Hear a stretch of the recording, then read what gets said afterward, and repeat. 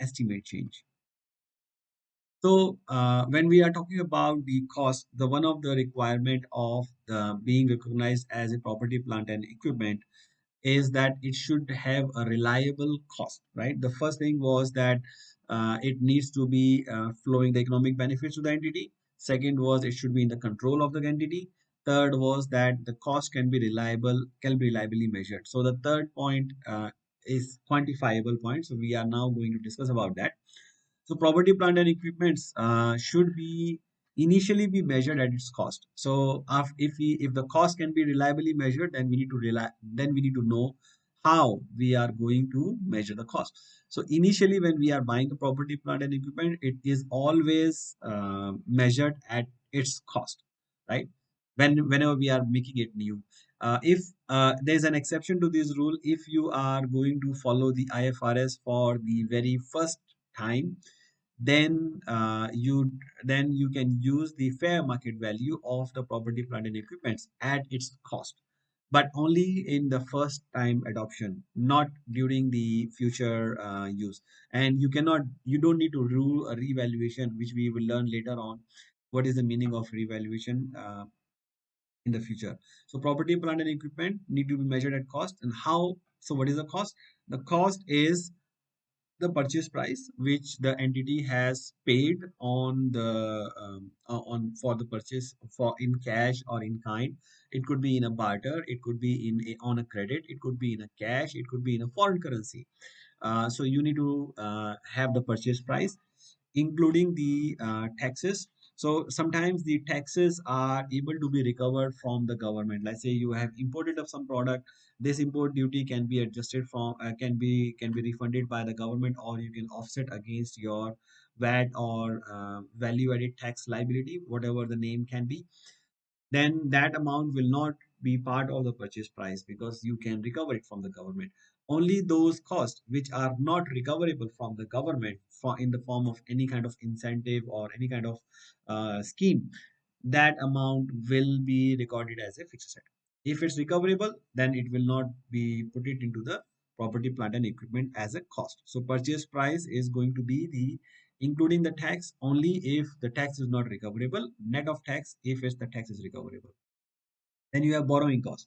Now borrowing cost is allowed to be put into the cost only when it takes time for the property, plant, and equipments to be constructed or to be procured, uh, like more than a considerable time, right? So the management can make a decision whether it's if you have paid an advance by taking a loan for the construction of the machine, and after 2 months the machine is coming to you and you have paid the 2 months interest for this particular purpose only, then it's going to be added into the property, plant, and equipment. But if the loan is taken for a general purpose, not specific to the purchase of property, plant, and equipment, you cannot capitalize the borrowing cost. Then professional fees for architects, engineers to design, to consult, to install will also be added to the property, plant, and equipment if it requires to use the services of these engineers, architects for the construction or for the installation of the property. So the idea is that any cost which is before the property, plant, and equipment can be used. So if it can be, let's say there is a machine that you are buying from the overseas, so until the machine lands on your building, the all the cost related to that and is ready should be added to the cost of the property, plant, and equipment. If the machine cannot be used without having a proper installation and setup by the engineers, then that cost also should be used. Certain machines, now there are certain times when you have let's say testing, right? So testing, if it's required by the government that it has to be tested before being put to use, then that cost will also be part of the property, plant, and equipment. But in case the testing is done only to check whether the machine is working fine as per the client requirement, that is not a cost for the property, plant, and equipment. That is the cost of testing only, which is going to be charged to the profit and loss statement. So sometimes this is a gray area where the accountants may make different arguments and different accounting treatments. So the management need to have a very clear policy on what is going to be the cost, because they know the cost better than anybody else. Then there are costs which are directly attributable to bring the asset to the necessary location and condition. These are the shipment cost, the shipping cost, the duties, the transportation, or the necessary logistics, right? Uh, in the necessary location and condition means where the in entity or the company want to use these assets for the purpose of their use, right? So these are not these are not the location where any location or which are in the control of the entity. These need to be where the entity is going to use them. Then there are costs to dismantle and store.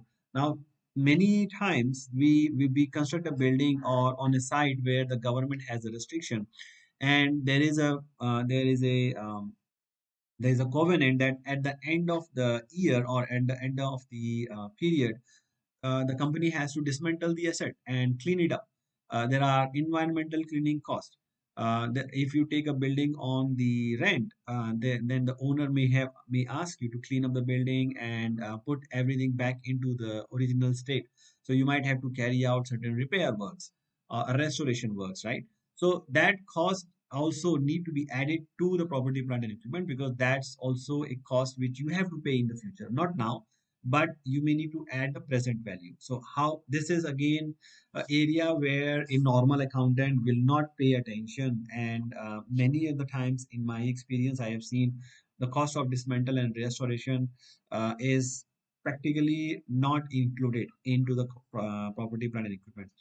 Um, because one is difficult to determine what will be the cost in the future is not easy. There is no so you need a reference point. Maybe you can ask the current market prices, okay, what would be the market price today, and look at the regular inflation in the market and see after 10 years what would be the expected price to pay, right? You can check how much the price has been increasing. Mostly it could be the labor. Then you need to discount it back to calculate the present value as of today. What is the present value? The present How you are going to discount it? The discount factor would be the cost of capital for the company, not the inflation value. So you have to calculate the weighted average cost of capital for the company based on their returns. That what would be the cost of them today, right? So that again a very valuation principle, which is as subject to the ambiguity and subject to the management decision what rate they should use for calculating the present value.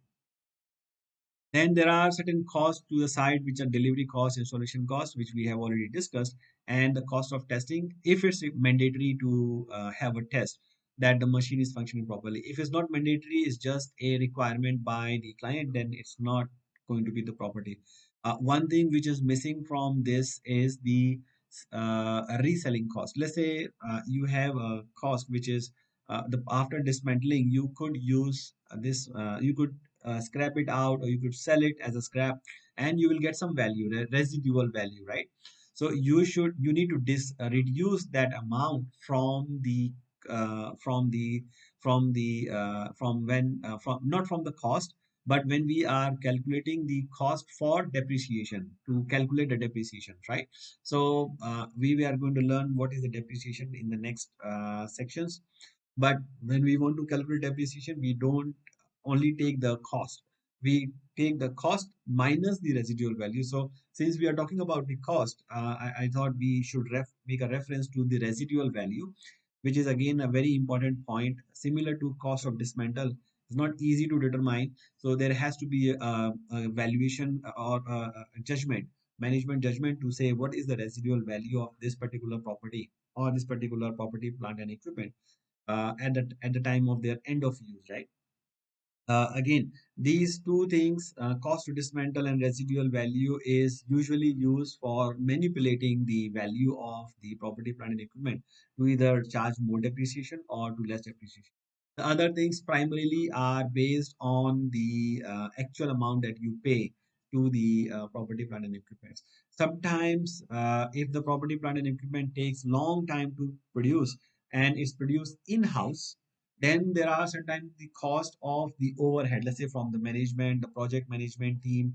Those costs also, if it can be easily identified to the individual asset, has to be allocated to the asset, so that the real value can be measured. But if let's say there are multiple projects running at the same time, and it's very difficult to allocate the cost to the individual, then the management has to make again judgment how we are going to allocate these overhead costs of the project managers, or the management time, or the shared cost from the finance and administration to the property, plant and equipment, requires a judgment. So again, it could be on the based on the project period, it could be based on the value of the property, it could be based on any other factor. If there is a timesheet, you could use a timesheet, uh, or management can decide how much value should go to which particular property. But again, this is a gray area for the allocation of cost to the property, plant, and equipment. That's the cost. But there are certain costs which should never be capitalized as the cost of the PPE, which are administrative and general overheads, like general finance. If it does not take time for to produce the asset, and we just want to allocate the cost, that's not going to be abnormal cost, like repairs, wastage, idle time. Sometimes there are major repairs to the property, plant and equipment, and management, because the amount is heavy, is high, the management want to put that as a fixed asset and the property, plant and equipment, but that's not the right thing. Cost incurred after the asset is physically ready to use also is not included in the cost of the PPE. Let's say you are just making it idle, and the machine is not able to taken. Let's say that this is a ready to use machine, right? And it goes to the warehouse, and you have imported the machine, and it's stored at the warehouse where you are paying the rental for the warehouse. Now you have a choice. You could bring it out, but you are not management is not taking it out, and they want to put the warehouse rental as a cost of the PPE, which is not correct, because then it's just inflating the value of the equipment, right? Cost incurred in initial operating period is also not capitalized, or opening a new facility, or advertising and promotional costs, relocation, reorganizing the entity's operations. These costs are more for the regular arrangement of the business. They are not capitalized as a cost of the property, plant, and equipment in the books.